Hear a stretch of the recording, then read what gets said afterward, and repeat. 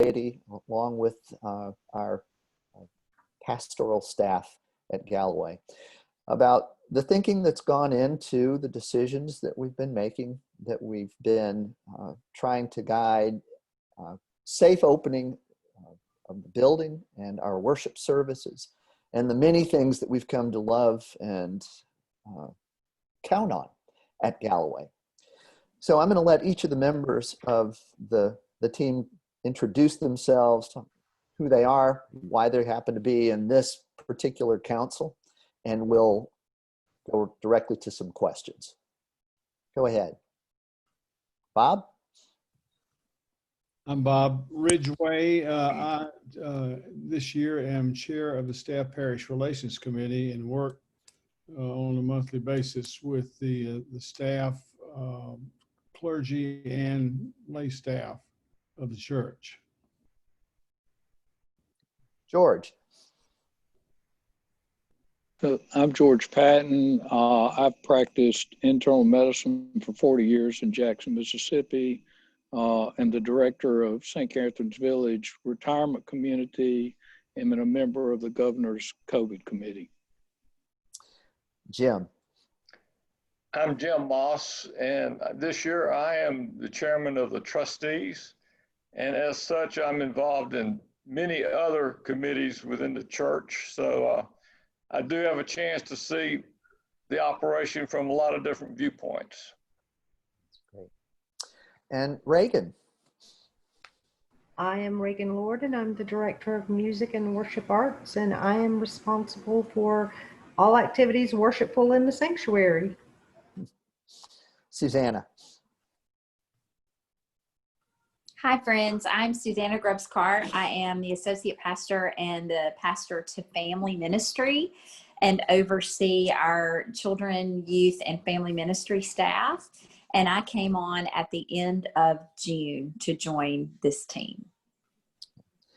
And not with us on this call is Dr. Jimmy Jones, pulmonologist here in Jackson, and also a member of this group, but also someone who is whose expertise has been extremely valuable to us as we've considered all of what we've had to deal with in coping with and keeping healthy in the midst of the pandemic. And of course, our senior pastor, Cary Stockett. Cary? Hello, everybody. I want you to know of my gratitude to these friends who have met almost weekly during these last 6 months. And they have been so helpful as we've tried to formulate decisions as we move through this process together as a church family. Chuck? Well, you know, this has been disruptive on so many levels and painful to all of us, not to be able to be together, not to be able to worship together, to learn together, to fellowship together, to pray together, to sing together, to do all of what we have loved and has meant and continues to mean so much to us. And so we feel like that it's important for everyone to know what the thinking has been and continues to be as we look at how we're going to reopen our doors for all of us, to do it safely and to do it in a way that's certainly faithful to our tradition, to our community, and to each other. And so I guess the first question I would ask is, what is, if we could, each of you could speak briefly, maybe we'll start with George and then Cary, and then as others want to add, certainly can do that. But what is it that has guided you in your thinking as we have deliberated and made decisions about reopening the church and our church activities? So all of my advice has come from having practiced internal medicine for so many years, and the fact that I spend 8 hours a day now during this COVID episode advising people what to do to stay safe within this difficulty as we confront this illness. The other is that I obtain all of my information from my national organization, the American College of Physicians, which has been advising us for years and is our national education society, but also information that I've gained from being on the governor's COVID committee and from the wonderful advisors on that committee. Then also information that is obtained from the Centers for Disease Control and from our state health department. Then you have to take all of that information, combine it, and try to create a plan and a philosophy that incorporates the best of all of that advice and use it in such a way that the tendency is probably to overdo caution, because if you underdo caution, you can never catch up. I can't speak for Jimmy, but my sense is that the point that I want everybody to know is that this has not been filtered through a single medical professional here. And Jimmy and George have done a wonderful job of bringing that expertise, bringing the research, as has Reagan, as she's looked at the literature, the science behind how the virus can be spread by singing. And this hurts my heart because, you know, I'm a member of the choir, as is George, as is Bob, as many of you come to love and appreciate it. But my point is that the science is being offered through a number of points of expertise that we talk about and throw stones at and challenge and ask the kinds of questions that we really all want to know, particularly when the information in the news conflicts with some of what has been brought to light. Cary, what would you add to what's gone into the thinking as we've deliberated? Well, I think, you know, the idea from Wesley of first do no harm. We have worked hard to keep our own membership safe, but then we have also wrestled with some of the wider implications of that Jackson and Hinds County have been hit probably as hard as any place in our state. And we know how vulnerable our city is. And so this city in which the Lord has placed us as a church family, we want to do everything that we possibly can as a worshiping community to not allow an outbreak to go forth from our circle of worship, from our gatherings. Okay. Susanna, you've joined us since this began. This council was formed in March, right when things really began to heat up. As you've entered into this body, and you've been part of these discussions, is there anything that you would like to add as to what's gone into your thinking as you deliberate with us in the decisions that we make? I don't think I would add anything other than being at Galloway, coming from a mid-sized church. It has put very up close and personal for me the realities that every context is different, meaning that just because one church or one institution might be doing one thing doesn't mean that we can all do the same things based on our context.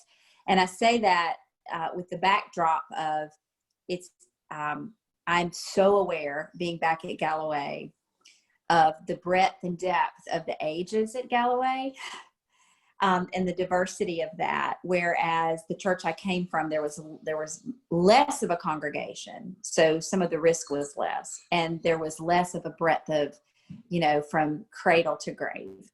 And so that would be the only thing I would add, coming in with some fresh eyes, is just that stark reminder that every context is important to look at it in its own context.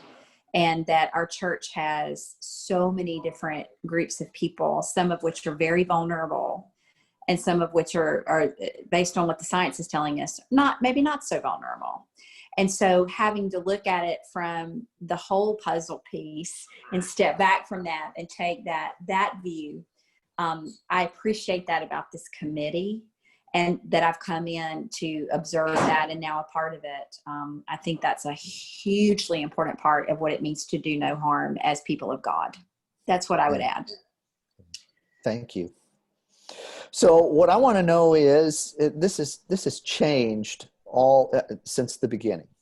And now we're able to start to gradually increase our participation in worship. When are we going to be able to get back to Sunday school? When are we going to be able to have a nursery? When are we going to be able to have communion? These are, we'll start with just those three right there, because they represent a part of our church life that, you know, we're anxious for. And I'm coming to you, Reagan. When are we going to be able to be back in the choir loft singing? Are we going to have music in worship with our choir as we move into the holidays? There are a lot of questions there that seem to be on everybody's mind. Your thoughts? And I don't have an answer. As this evolves from day to day and week to week, the statistics that are currently coming out say that we will not be returning to the choir loft, to music and worship as we know it and as we remember it, until there is a vaccine.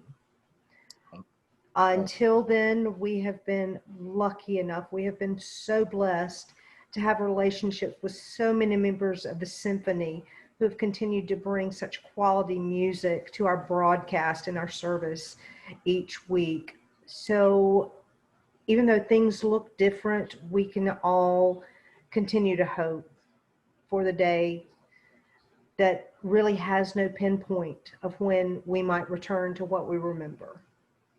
Right.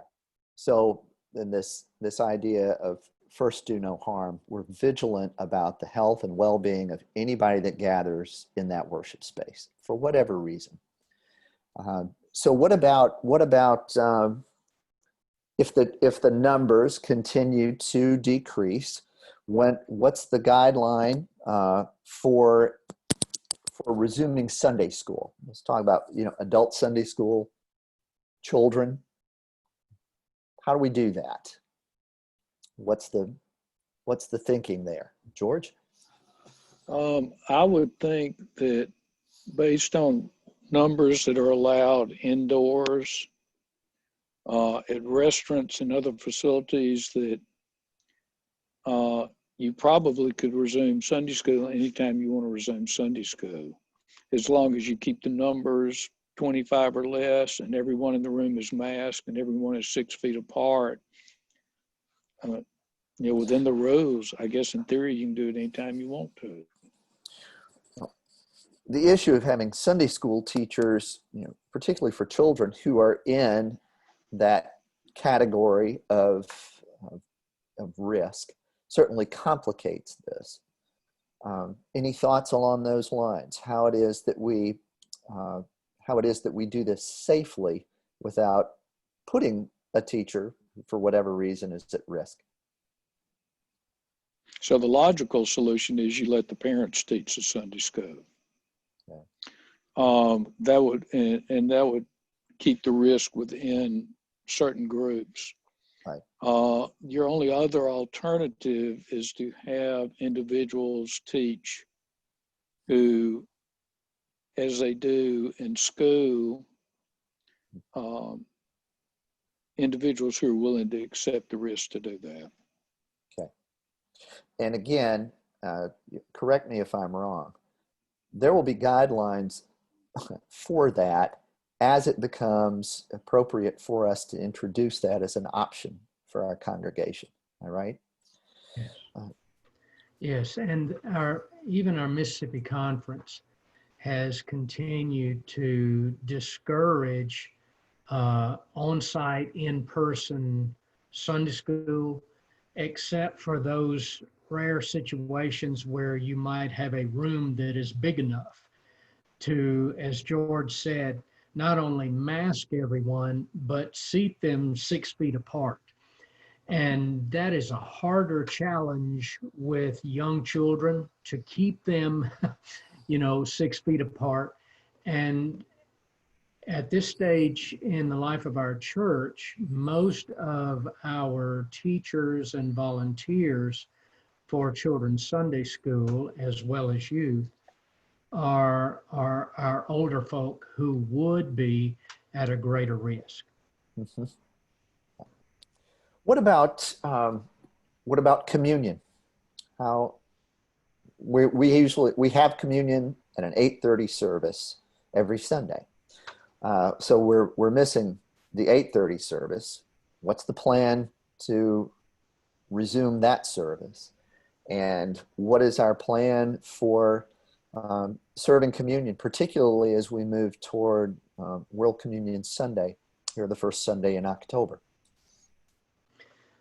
Well, Chuck, 6 months of living with the COVID chaos has taught me to be very wary of what I promise. But I think that we have every reason to hope that, barring some kind of unforeseen outbreak in the next week or so, we hope to serve communion on October the 4th, which is World Communion Sunday. And what a great day to come back to that. Communion will have to be served in those little steri cups, those self-sealed communion elements that you've seen. Again, it's not the communion experience that we're used to, but it is what we are left with during this time. We also have hopes of offering the sacrament of communion after the 11 o'clock service on Sundays. We can't say at this point when we can come back to our 8:30 service, but we feel like that we could reasonably offer communion to our people at the conclusion of the 11 o'clock service, let that room clear for just a moment, and then we would serve communion for all who stick around for that. Okay, good. What other alternative gatherings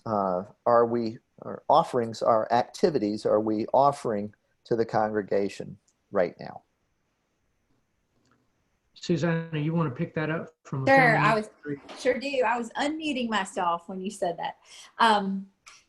I'm really proud of Meg and Walter and their interns, and Bailey, and Stephen, the tween coordinators. We meet weekly. I will tell everyone that I meet with that team weekly to discuss, plan, to troubleshoot. And of course, COVID, like for all of us in our ministry areas, things can change week to week. But one of the things that they've worked very hard on that we have affirmed and supported is beginning to do more in-person gatherings in smaller numbers. We've had offered picnics for the family ministry, and we have another one coming up this Sunday night for people to sign up out at Mule Jail, thanks to Bob and Naomi, to use their space, which is an open air space. And now that the weather's cooler, I think it'll be wonderful to do more of those types of things. So there's that. I know that Walter and the youth started just last night, this past Sunday, the life groups, the family life groups in the youth based on geography, so that groups can come together in a cluster conveniently to more where they live by zip code and meet. Last night it was out in the open air. At the Natchez Trace Park, I know, because that's where my kids went in the Madison group. And we've got homes, backyards and patios that have committed to allowing these different groups of kids to meet. We've got that going. Walter and his interns are meeting one-on-one with the kids in appropriate ways, going to get ice cream with them in open areas, to talk with them, check on them, make sure all is going well. And then of course they continue to Zoom Bible studies and things like that too. And so Meg and I delivered third grade Bibles to those who asked for it. And so went to those houses and spent time with those kids. And we have some other things in the works for family ministry as well, to offer some of these patio type gatherings to continue. So there are things in these age groups that we are beginning to do that we feel safe, because we got permission from the COVID team and we worked through all of those pieces, looking at the data and looking at the guidelines, and think it's going to be nice to be able to have some of that this fall. And so look for more of those things. And I know Reagan's been doing some cool stuff too, but I'll let Reagan speak to what Reagan's doing. Well, piggybacking off of Susanna, I am so happy to say the youth handbells came back Sunday. Handbell ringing has been found to be a safe way to make music. We have 64 feet of table downstairs in reception A. We were spaced 8 feet apart, and for about 45 minutes we rang bells. And Sunday morning you got to hear the adults who have been rehearsing actually since April, I believe. And the youth began rehearsing Sunday night or Sunday afternoon immediately following worship. And I look forward to having them in a worship service in the upcoming weeks and months. Cool. That's great. And Reagan, say something about your hymn sings. Yeah. Oh, you wanted me to address? Okay. We have also actually been very busy. For 3 months, while we tried to figure out all of the COVID details, we met for choir compline via Zoom every week, with devotions and hymns. And it was a deep and meaningful time for everyone. And as we began to discover what we could do, and with the approval of the docs in the congregation, we began having outings for the men from the chancel choir. We went down to Mule Jail. The ladies from the chancel choir went to the Dinnery Farm, and had dinner and just had some wonderful fellowship time together. Last Friday evening, we did a hymn sing with the choir members and the members of the Wesleyan class, and had communion in the McCrae's backyard. And with the cooler weather coming, we look forward to having many more outdoor activities. Bob Ridgway, Jim Moss, steadfast stewards of a plethora of gifts. Any insights from your point of view that you'd like to share with us about what we're doing, activities, alternative activities, and the thinking behind offering those? We'll just say a word or two about how it is that you're participating in and with this effort at Galloway. Well, I can say this, since don't have the medical background to make these sorts of decisions, but I can be a good observer of the process that Galloway is using to make sure that the congregants are safe. And that is very obvious to me that is the overriding concern on everything that's discussed in every meeting that's planned and every aspect of it. So I know that there are members of Galloway who wish that we did things a little differently or move things along more quickly. But I think the decisions that have been made have been wise. I think we're doing things in the best way that protect our members. Thanks. Bob, what you want to add? I would concur with that and say that oftentimes patience is something that's the most difficult thing to find coming out of things like this, that we want to go and move quickly. I would tell you that when we get around this committee, we come sometimes and throw more, if you throw more thoughts out, some of them are going to work. We have One of the more interesting things was when we had a baptism at a time when we had some very specific restrictions on how many people could come in. When the parents and the child came in, half the choir got up and went into the narthex to make sure that we did it right. And all you got to do is get creative, and there's lots of ways to do things other than just getting in a clump. Right. When like we've said before, one really neat thing is little Bible studies in backyards. We had one over here one night, and it was a lot of fun. Had communion afterward, but we're going to get through this thing. Yes, we are. You're muted, Susanna, or were you trying to be? Sorry. No, I'm trying to talk. I want to add something to what Bob said. It reminded me of another thing that I failed to mention, but I also want to thank him because I don't want it to go, and there are many people who offer to do things, so I don't want to single him out, but utilizing their family property out there at Mule Jail because of its ability to meet our needs is something that they have yet to say no when we have said, can we? And Bob has not only said yes, but he's with us there and he enjoys doing that. And so I want to say thank you.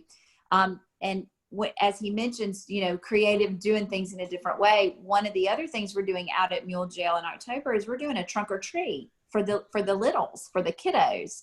And so there's room out there that we can do some sort of a fun Halloween carnival kind of an activity so the kids can trick or treat. And so I think that's really special and really important because the more normalcy we can feel, right, the better it is for our mind, body, and spirit all. So there's that. And then the tweens are working with those age groups and doing water gun fight at Mule Jail. That's going to be coming up, and some other fun, safe things. So the kids feel like these are normal things that we're doing. And so I just want to plug that, and I don't want us to underestimate how gracious and the generosity of our members that offer their spaces to us. It's really, really helpful and beautiful. It really is. As we're closing this conversation, I want to say that overriding all of this is a deep commitment to prayer, to critical examination of the best information that is available, a willingness to share a point of view and a rationale for it in order to make a good decision, to do no harm. It's not just protecting our members, which is certainly first and foremost, but also our community. And, that we're very aware when we sit in these meetings that not everybody is at the same stage in life, that we have different needs, and we carry different levels of risk. We certainly believe in helping people make good decisions, but when it comes to the collective for Galloway, this is what this body gathers around to do. And we know that each one of us have been touched by this disease.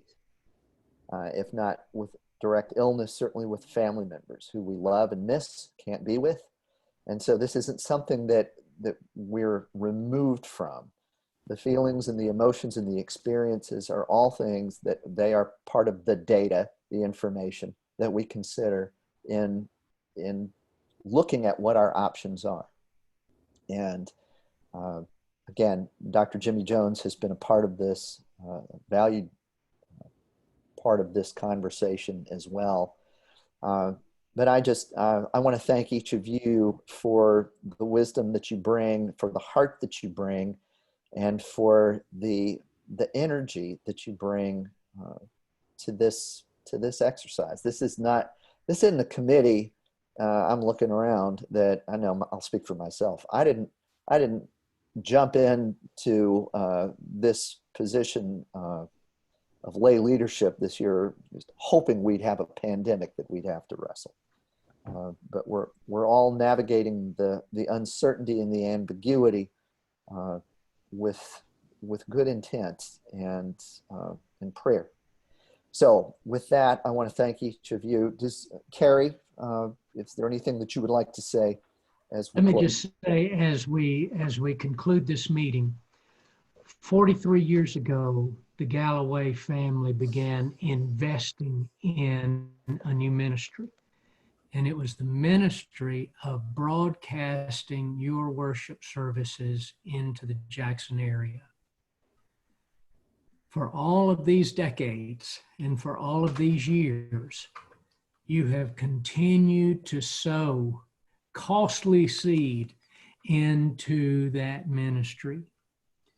And I want you to know that particularly during this time, it has been so very, very important.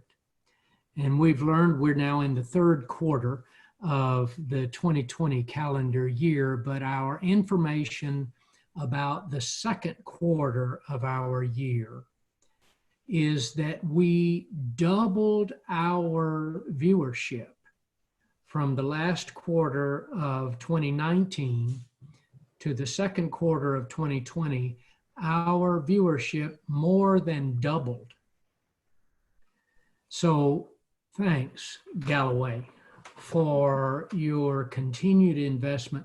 This has been a saving grace for our congregation and for a whole lot of other sisters and brothers in the Jackson area and surrounding communities who have not been able to go to their churches, and also for an awful lot of people who don't have a church home at all, but they'll turn on and watch on Sunday mornings.